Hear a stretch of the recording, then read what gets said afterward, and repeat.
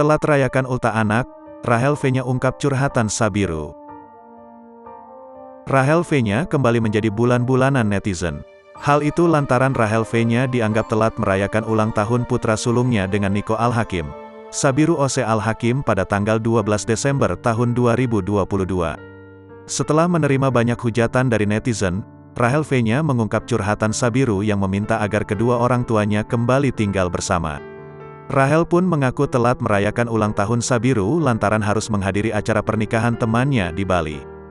Di samping itu, Rahel V-nya menyayangkan langkah Okin sapaan akrab Nico Al-Hakim yang tidak menunggunya dalam perayaan ulang tahun Sabiru. Padahal ia menyebut telah meminta agar mantan suaminya itu menunggunya hingga tanggal 13 Desember tahun 2022. Aku enggak bisa pulang tanggal 13 karena aku sangat kecapean dan aku demam berkali-kali, aku infus hampir setiap hari, kata Rahel dalam Instagram story miliknya, Senin, tanggal 12 Desember tahun 2022, dikutip dari tribunnews.com. Rahel V-nya mengaku ia hanya ingin Okin menerapkan rasa kebersamaan.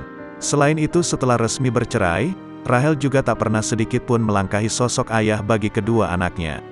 Akan tetapi saat momen ulang tahun Sabiru, anak pertama Rahel dan Okin itu justru membuat pernyataan yang tak terduga. Sabiru mengaku jika menginginkan sang ayah tinggal bersamanya di rumah sang ibu. Ayah tinggal di sini dong. Ayah udah nggak mau, tanya Sabiru pada Rahel, dikutip dari tribunjateng.com. Namun, Rahel V-nya mencoba menjelaskan kepada Sabiru jika saat ini Nico sudah tidak bisa tinggal bersama lagi. Udah nggak bisa, abang happy nggak sekarang? Tanya Rahel V-nya balik. Enggak, abang sedih karena bolak-balik, ungkap Sabiru. Rahel pun hanya bisa memeluk dan mengucapkan permintaan maafnya.